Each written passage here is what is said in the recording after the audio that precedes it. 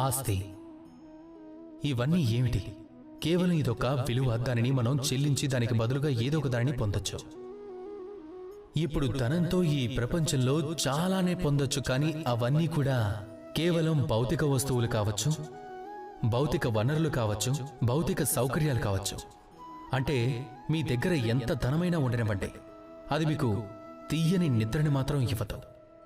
మీ జీవితం యొక్క వాస్తవిక సుఖాన్ని అనుభవించనివ్వలేవు. ఎందుకంటే ఇది భౌతిక ధనం. ఇది భౌతిక వస్తువులను మాత్రమే ఇస్తుంది. వాస్తవిక ధనం ఏమిటి? ఒకవేళ ఈ ప్రశ్న మీ మనసులోకి వస్తే దానికి సమాధానం ఇప్పుడు నేను మీకు ఇస్తాను, ఒక ఉదాహరణతో. ఎక్కడో మీరు వినే ఉంటారు, ఒక తండ్రి తన జీవితాన్ని మొత్తం నాశనం చేసుకుంటాడు, అనర్థాలు చేస్తాడు, చెడు పనులు కూడా చేస్తాడు, కేవలం ధనం సంపాదించడం కోసం. తను ఏం ఆలోచిస్తాడంటే తను ధనం సంపాదిస్తే అప్పుడు తన సంతానానికి ఒక ఉజ్వల భవిష్యత్తు ఉంటుంది అని, ఒక సుఖమైన పరిపూర్ణమైన జీవితాన్ని ఇవ్వచ్చని. కానీ ఒక బిడ్డ పుట్టినప్పుడు తను అదృష్టం మీద ఆధారపడాలి, ఈ ధనం అనే ఆకలిపై కాదు. అది తనకు ఎలా దొరుకుతుందో అది తనకు అలాగే ఉపయోగపడుతుంది. చాలాసార్లు మీరు ఇది కూడా విని ఉంటారు, తన సంతానం తన సమస్త ధనాన్ని నాశనం చేశారని. అప్పుడు ఆ ధనం మొత్తాన్ని పోగు చేసిన తండ్రి ఎవరైతే ఉన్నారో, దానికి యజమాని ఎవరైతే ఉన్నారో, ఈరోజు ఆ ధనానికి కాపలాదారుడిగా మారి కూర్చోవాలి. ఇప్పుడు అలా ఎందుకు జరుగుతుంది?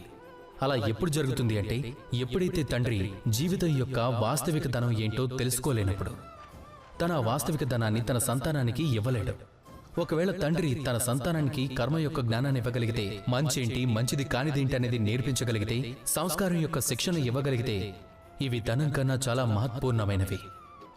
ఇదే జీవితం యొక్క వాస్తవిక ధనం. ఇప్పుడు మీరు ఈ సామెత కూడా వినే ఉంటారా, పుత్రుడు దుష్టుడైతే సంపద ఎందుకు పోగు చేయాలి, పుత్రుడు సంస్కారవంతుడైతే సంపద ఎందుకు పోగు చేయాలి. పుత్రుడు దుష్టుడైతే పోగు చేసిన ధనం మొత్తం నాశనం చేస్తాడు.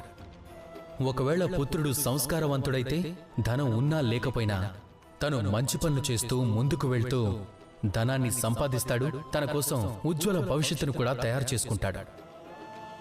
కాబట్టి సంతానానికి ధనమిచ్చే ముందు కర్మ యొక్క జ్ఞానాన్ని నేర్పించండి, సంస్కారం నేర్పించండి. ఎందుకంటే ఇవే వాస్తవిక ధనం కనుక. రండి నాతో పాటు ప్రేమగా చెప్పండి, రాధా కృష్ణ.